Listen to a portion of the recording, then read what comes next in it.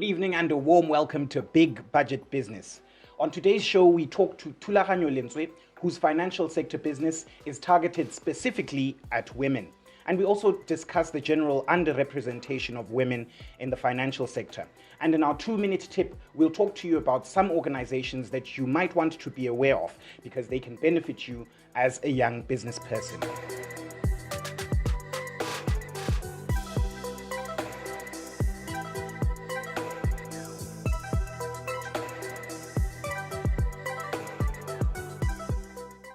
Thulaganyo, welcome to the show. Thank you for having me, Bigbudget. All right. So let's start with a basic introduction of you, Thulaganyo, the individual. Yes. Okay.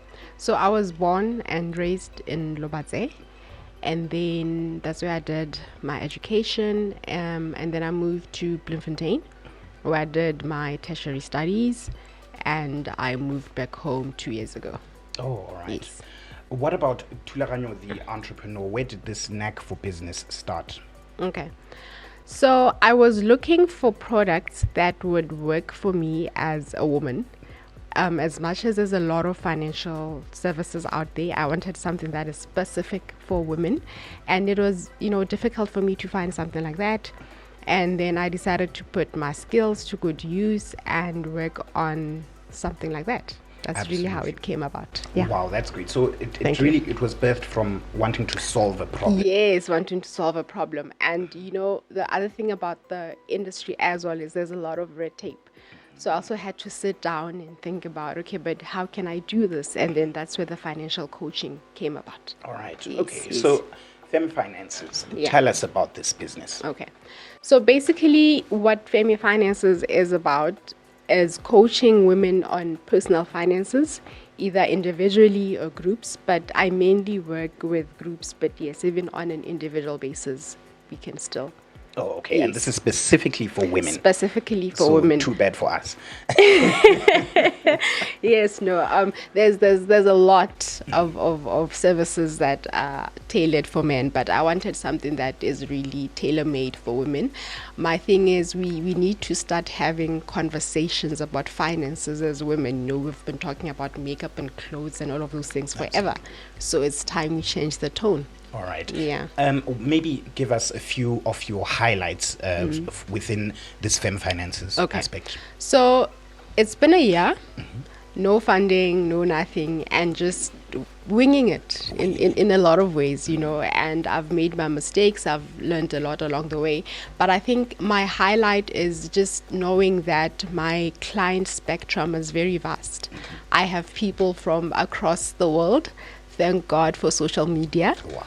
And when I started, my aim was it wasn't Botswana, it wasn't Africa, but just that the service should be able to reach a young woman from wherever she may be around the world. And within a year, I've been able to achieve that. Wow, that's great. Yeah. So there's a lot of uptake from women who is. would like to know more about finances. Yes. Wow, that's great. Maybe let's talk about the underrepresentation of women within the financial sector. What's your take on this? Okay. And also as a follow-up, would you say there are challenges that women face with respect to progression? Okay. So I think my observation has been that, because we don't have a lot of women graduating in finance-related fields, it then becomes a challenge in the workspace.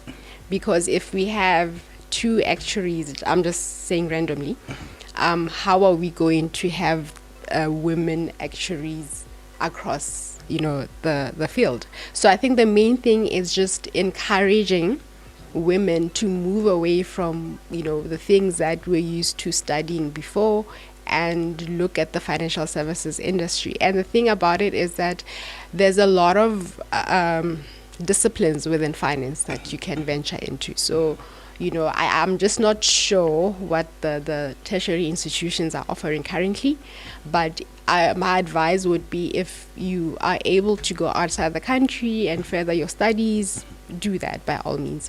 And then, in terms of the challenges for progression, I feel it also just depends on the industry. Because, for example, a few years ago, we had quite a few MDs in the insurance sector.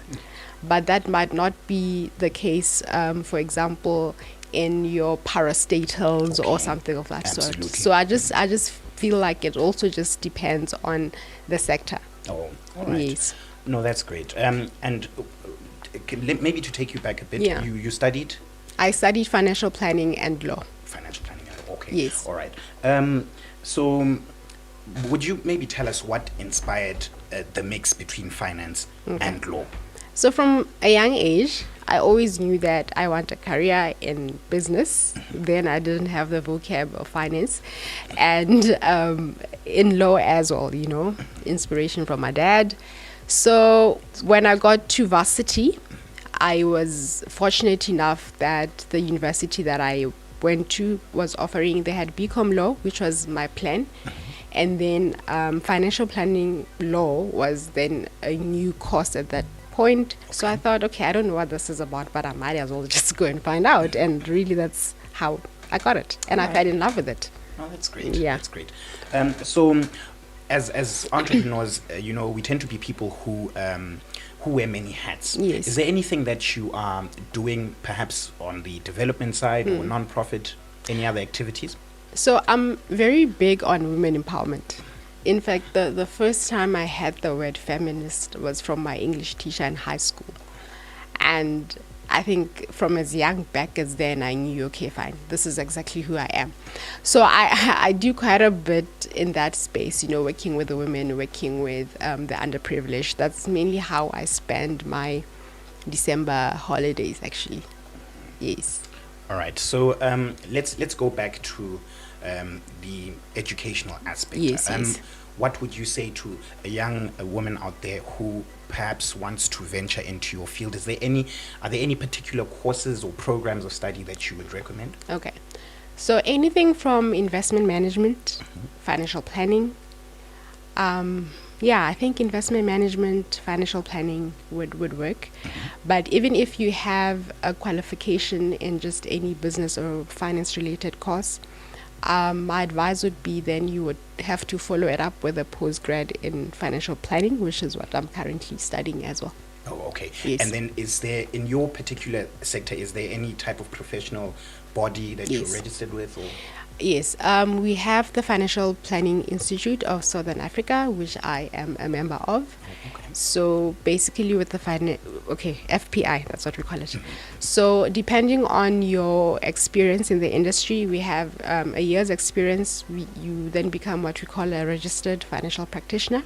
Then your second year, you become a financial services advisor. And then the third year, you become a certified financial planner, which is the aim. Oh, all right. Yes, okay, so yes. you're currently at the stage of? I'm currently a registered financial practitioner. Oh, all right. Yes. No, so we'll be following you closely to ensure that you get that. Now that we'll be holding you accountable. Exactly. All right. So maybe let's look at the issue of woman to woman and also, woman to man mentorship. Yes. Would you say there's much of an uptake with respect to mentorship by women in leadership positions? I mean, from personal experience, I haven't had that opportunity. Oh, okay. But I mean, I wouldn't rule it off. I guess there is, but my experience since having moved back home, it's been a little difficult, and I'm saying this as somebody who attends women's high teas and all of those kind of things, but still, and I remember reading a book on women in leadership. It's called Lean In. Okay. By Sheryl Sandberg, the COO of Facebook, and that's my Bible. Wow. I read it every year, and I encourage every woman to get a copy of that book. Yes. Anyway, so one of the things she said was that, with mentorship, don't go seeking it out. The right people, the right person, all sort of identify you, and it also just boils down to the synergy between both of you, right? So my thing would just be work hard, do your thing. If you find a mentor, good for you. If not, it's also okay. But obviously I wish we had a lot of opportunities like that, especially as young women in corporate. You know, we see all these women, we look up to them, but then it's just difficult to be able to get hold of them. You don't know how, you don't know where. Like I'm saying, I have been to a couple of events, but you know, it's, yeah. Yeah. So I guess it's a challenge that Yeah. someone out there might Might want also to relate. work on and Yes. see how they can link women together. Exactly. All right. So I think just lastly, how can young people access your services? Okay, so I work on a pre-booking Okay. basis. So you go on the website and then you book, and then yes. Currently, I work through Zoom. Okay. Yes. Right. Yes. So currently, I work through Zoom, and yeah, that's just how it is. You pre-book, you know, we set everything up, and we take it from there. All right. No, thank you very much for this. I think it's good that your business is specifically tailored for women. Here's something that's innovative, something that's different, and I'm sure we wish you all the best. I'm sure a lot of people will contact you. Thank you so much for being on the show. Thank you.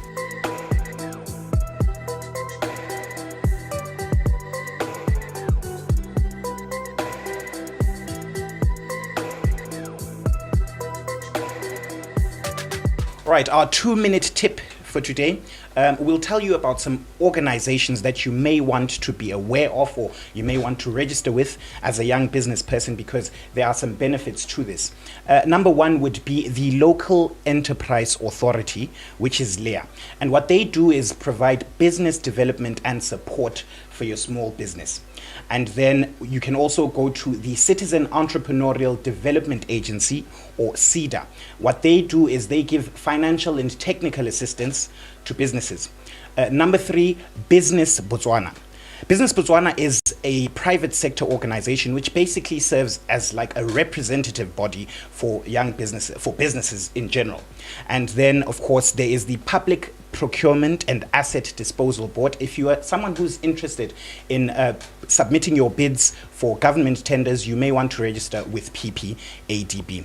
And finally, of course, let's not forget the taxman, Botswana Unified Revenue Services, BURS. It's important for us to make sure that we pay our corporate taxes. So once again, we have the Local Enterprise Authority, the Citizen Entrepreneurial Development Agency, Public Procurement and Asset Disposal Board, Business Botswana, and of course, Botswana Unified Revenue Services. So from me, Big Budget, and the team, it's good night and God bless. And remember that you were born for so much more.